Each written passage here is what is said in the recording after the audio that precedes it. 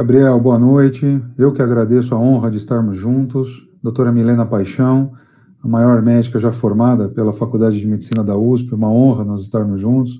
Doutor Guilherme Spina, mais uma vez, parabéns pela sua iniciativa, sempre inovador. E deixa eu só compartilhar minha tela aqui. Gabriel, vocês estão me vendo minha tela?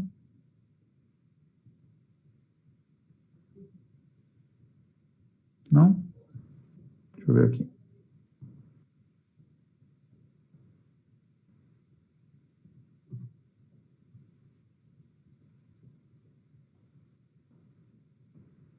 Pronto? Maravilha. Pessoal, então nessa aula inaugural, muito obrigado pelo convite mais uma vez. Vamos falar um pouco do princípio geral da anticoagulação. Vocês vão ter aulas fantásticas, né, daqui para frente. Hoje, duas aulas muito importantes, uma com o Guilherme e outra com a Milena, sobre a essência dos anticoagulantes. E o que eu vou passar aqui para vocês é o raciocínio que nós devemos ter frente ao paciente que recebe a indicação de anticoagulação. Então, muito mais do que características específicas dos anticoagulantes ou de situações clínicas, eu vou tentar passar para vocês o raciocínio que nós devemos ter à beira-leito, né, na hora da decisão pela anticoagulação. Então, essa é uma breve apresentação, com apenas aqui 12, 13 slides, e eu gostaria de enfatizar os 5 tópicos que vão ser abordados hoje.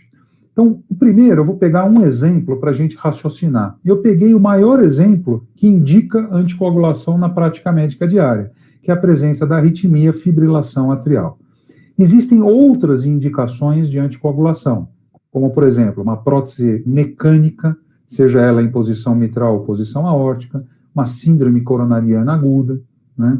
Uma síndrome do anticorpo antifosfolípide que já se manifestou com um evento trombótico, entre outras situações. Mas um tromboembolismo venoso, né, tromboembolismo pulmonar e ou trombose venosa profunda. Então, existem várias situações clínicas que indicam a anticoagulação. Eu vou me basear naquela que é a principal indicação da nossa prática médica diária, que é a fibrilação atrial. E a partir desse exemplo, a gente vai partir para os próximos tópicos, que é ver a prova do conceito, e isso é importante. Quando eu decido por uma estratégia terapêutica, a origem do conceito que vai me nortear a tomada de decisão e indicar esse tratamento, não é da minha cabeça, nem da cabeça de alguém que eu gosto.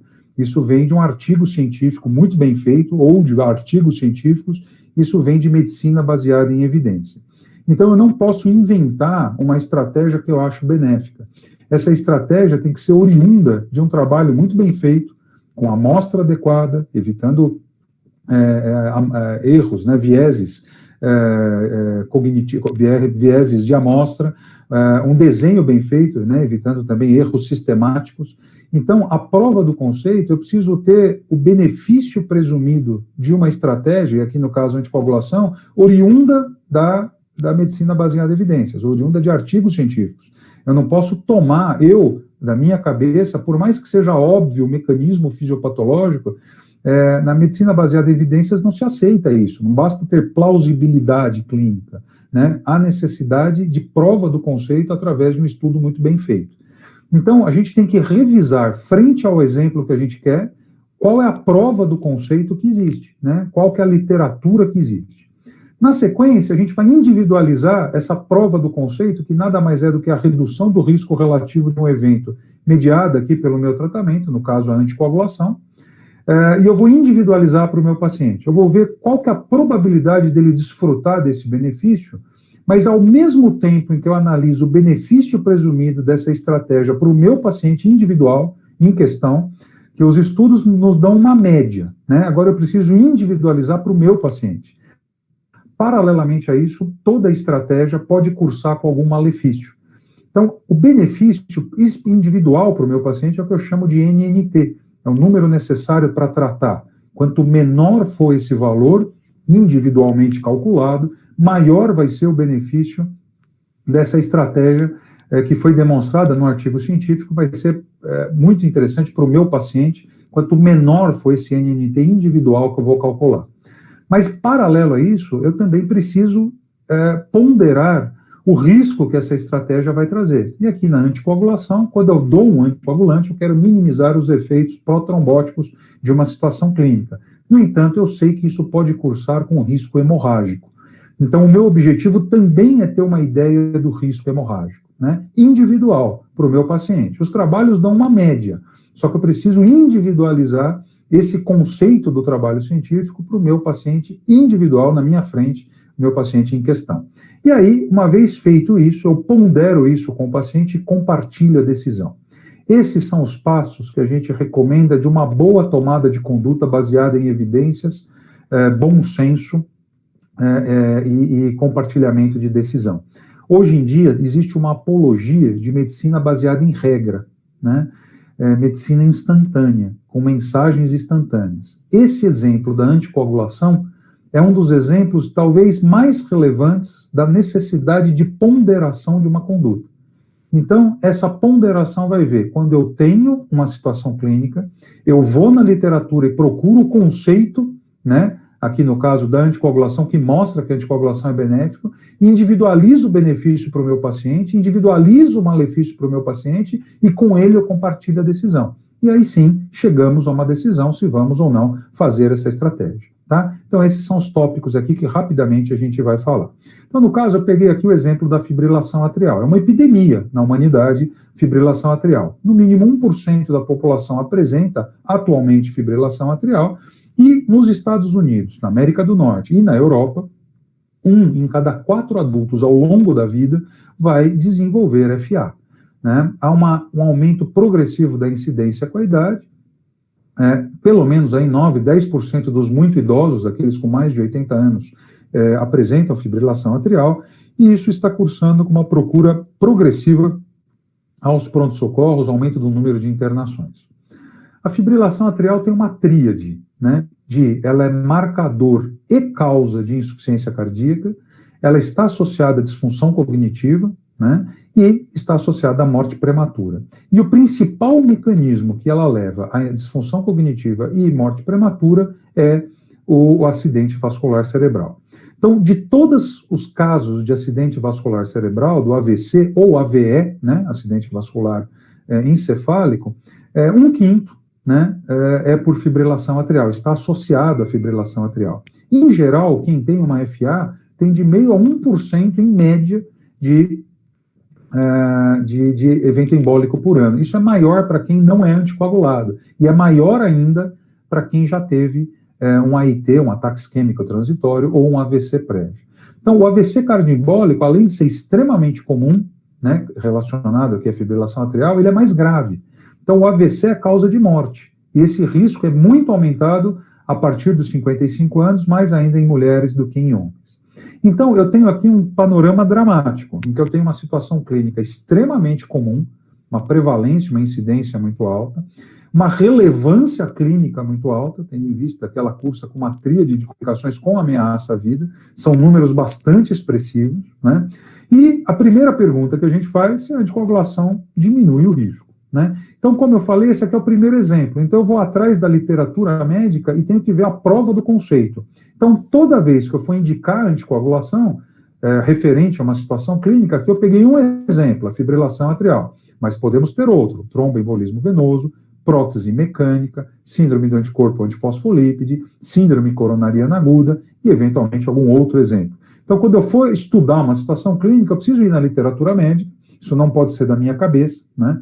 Eu tenho que ir na literatura médica e ver o que existe de conceito que a anticoagulação minimiza essa repercussão aqui associada à fibrilação atrial. E o que é essa minimização? É a redução do risco relativo. Então, o que eu quero procurar na literatura?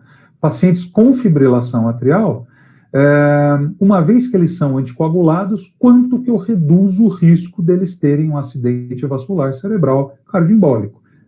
E se eu for em outro contexto clínico, um tromboembolismo venoso, prótese mecânica, etc., eu tenho que procurar na literatura o quanto que a anticoagulação me reduz do risco relativo da pessoa ter o evento protromboembólico associado a essa situação clínica. Isso é uma característica constante do estudo, do tratamento. Então, essa redução do risco relativo a porcentagem que os pacientes expostos a essa estratégia vai ter menos, né, evento, ela é meio constante para praticamente todos os subgrupos de tratamento, né? Então isso é algo a ser lembrado. No entanto, esse trabalho me dá uma média, né, uma média de redução para a minha população. Então eu preciso individualizar, e a minha individualização vai ser calcular o número necessário para o paciente de tratamento, né? Quantos pacientes eu preciso tratar para evitar um evento. E essa é uma mensuração muito prática, à beira-leito, que me dá uma noção da magnitude do benefício dessa estratégia, né? E o número necessário de machucar, aqui de harm, né? De malefício, eu também preciso ter uma ideia, porque de nada adianta ter um grande benefício associado a um grande malefício, né? Então, o mundo ideal é ter um grande benefício, um NNT baixo, e um pequeno malefício, um NNH muito alto. E, óbvio, compartilhar esse equilíbrio, assim como compartilhar outras estratégias terapêuticas com o meu paciente, e assim eu vou ter a decisão compartilhada e a melhor tomada de conduta frente ao paciente. Muito cuidado para não fazer medicina baseada em regra. Ah, sim, o paciente tem FA, precisa anticoagular. O paciente tem TEP, precisa anticoagular. O paciente tem isso, precisa anticoagular.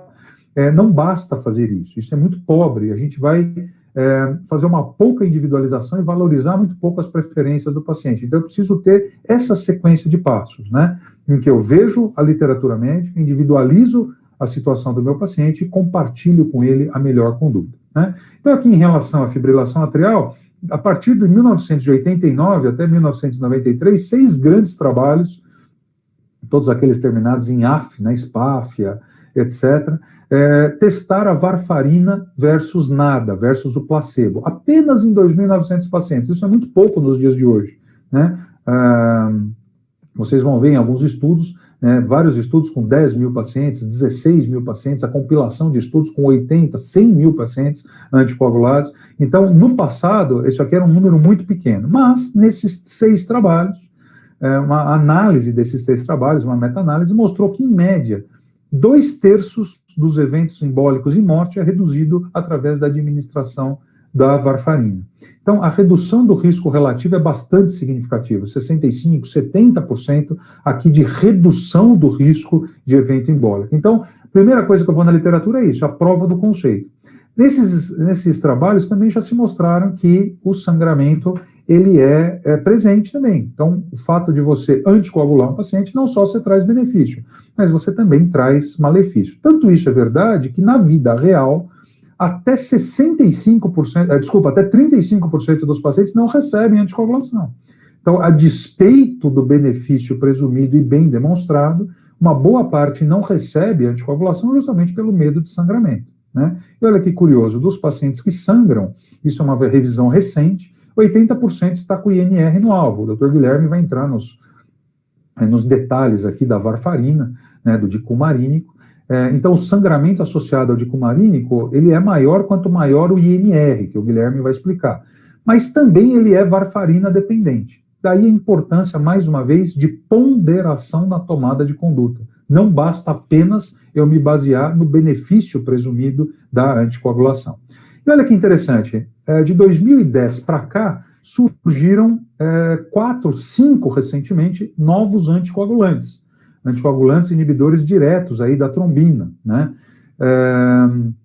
Esses anticoagulantes novos, que a Milena vai falar com você, dabigatrana, apixabana, edoxabana, rivaroxabana, eles foram comparados com a varfarina nos estudos, porque não havia cabimento mais compará-los com placebo, tendo em vista o grande benefício da varfarina versus o placebo. Então, todos os estudos com os novos anticoagulantes não foram comparados com o placebo, foram comparados com a varfarina. E comparados com a varfarina, vejam aqui embaixo, eles se mostraram, em média, melhores em termos de prevenção de AVC quando se trata de fibrilação atrial, né, não valvar, aqui é que a gente vai conversar, mas também mais seguros, com menos sangramentos maiores, aqueles com ameaça à vida, do que comparado com a varfarina. Por isso que os novos anticoagulantes estão tomando um espaço muito grande na prática médica diária. E a gente tem uma grande prova do conceito do benefício deles e da segurança deles, né? Então, hoje em dia,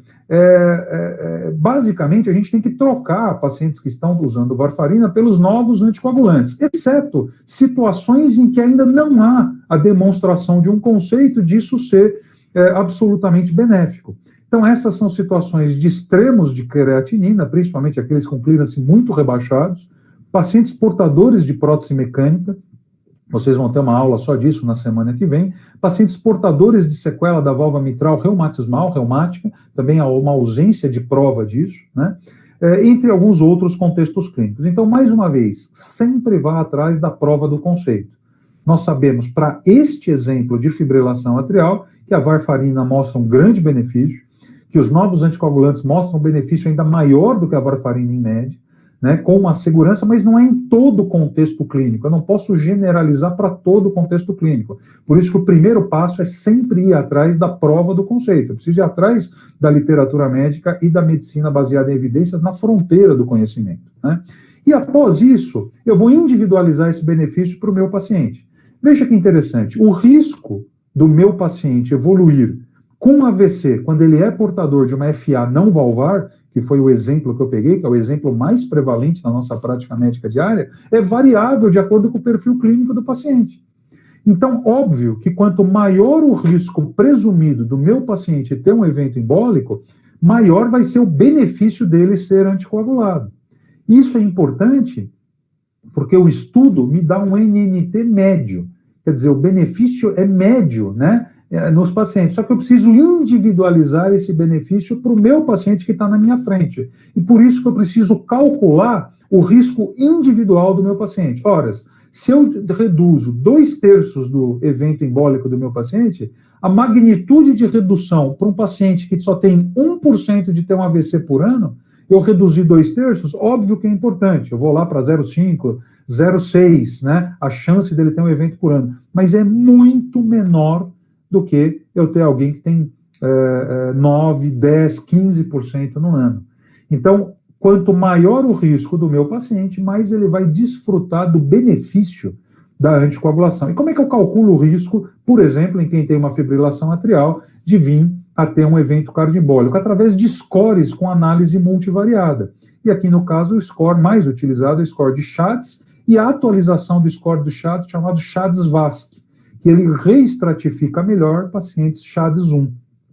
Eu dou ponto para algumas características clínicas, como, por exemplo, insuficiência cardíaca manifesta, hipertensão, idade maior ou igual a 75 anos, diabetes, AVC prévio, doença vascular periférica, idade média aqui, nesse intervalo de 65 a 70, sexo feminino.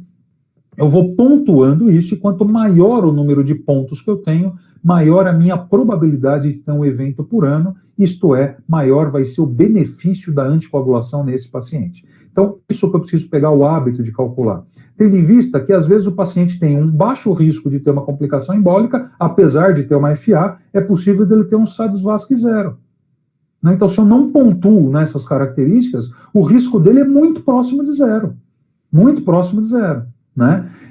Então, o benefício da anticoagulação é mínimo, e talvez ele curse com malefício. Daí a importância de eu individualizar o risco do meu paciente, e não só usar o conceito geral oriundo da medicina baseada em evidências. Só que, paralelo ao benefício, eu preciso calcular o malefício. Veja, existem 13 scores de risco para mensurar o risco de sangramento associado à varfarina. Hasbled, hemorragias, atria, né? De todos esses, o Hasbled foi comparado com esses dois, ele foi superior, ele tem um poder discriminatório um pouco melhor. O que é isso? Se o paciente está hipertenso, com a PA sistólica acima de 160, uma creatinina maior que 2, transplantado renal, dialítico, agressão hepática, insuficiência hepática, uso de álcool, o nível de anticoagulação dele frequentemente baixo, né? Quanto mais características esse paciente tiver, maior o risco hemorrágico que ele tem. Então, por isso que eu preciso fazer uma balança entre o benefício da anticoagulação e o malefício do risco de hemorragia. Veja que interessante, critérios que somam no benefício da anticoagulação também somam no malefício da hemorragia. Então, eu preciso fazer uma análise muito minuciosa. Mas não basta aplicar um score, tendo em vista que vários pacientes têm características clínicas que transcendem o score.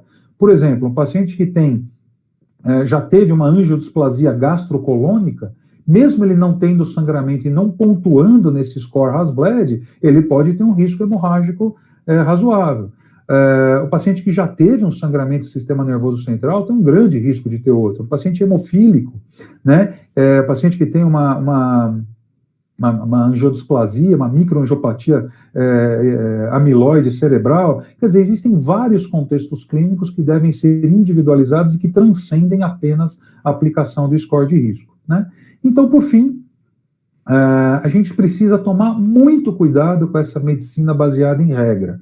Então, apesar de eu ter algumas situações clínicas que cursam com maior risco protromboembólico, principalmente fibrilação atrial, presença de prótese mecânica, tromboembolismo venoso, síndrome coronariana aguda, síndrome do anticorpo antifosfolípide, entre outras situações hematológicas protrombóticas, provavelmente existe benefício de anticoagulação na maior parte desses pacientes.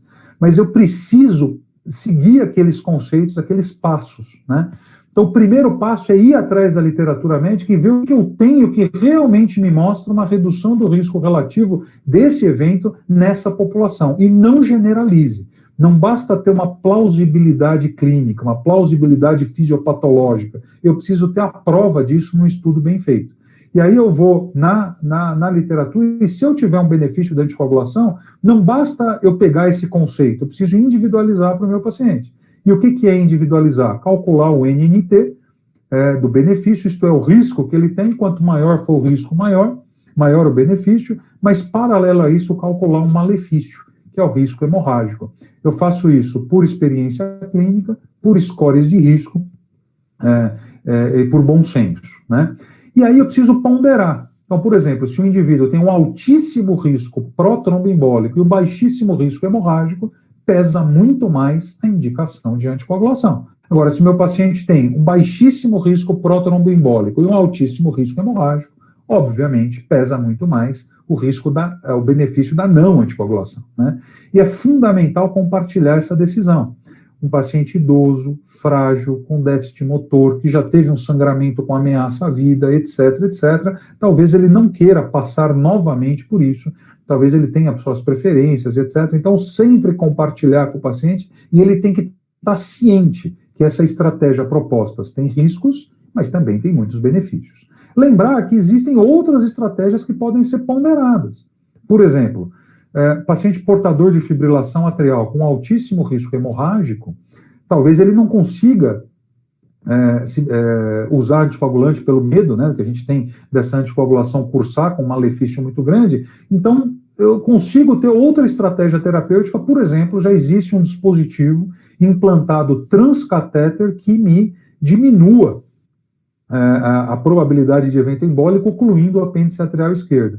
E esse raciocínio pode ser ponderado para outras situações clínicas. Se um paciente tem dificuldade em anticoagulação, já teve uma experiência ruim, na hora da decisão de uma prótese, talvez você não vá fazer uma prótese mecânica, aquela que tem o maior risco associado à não anticoagulação. Então, você vai para uma prótese biológica. Um paciente que teve um tromboembolismo venoso, por exemplo, uma TVP, e tem um alto risco hemorrágico, talvez ele se beneficie de um filtro de veia cava. Então, existem várias situações que a gente precisa lembrar, e isso vem dessa ponderação, tá? E depois de tudo, a gente toma a decisão. Então, peguei aqui um exemplo FA, mas vocês podem aplicar esse exemplo para todos os outros contextos clínicos. E aí, pegue esse exemplo, vá na literatura, veja o conceito, individualize o benefício para o seu paciente, individualize o risco para o seu paciente, lembre de outras estratégias e compartilhe essa decisão com ele. Tá bom? Era isso que eu queria passar para vocês, esse raciocínio à beira-leito. Sigam esses passos que, em geral, tomada de conduta vai ser muito mais adequada para o paciente. Gabriel Espina, mais uma vez, muito obrigado pela oportunidade.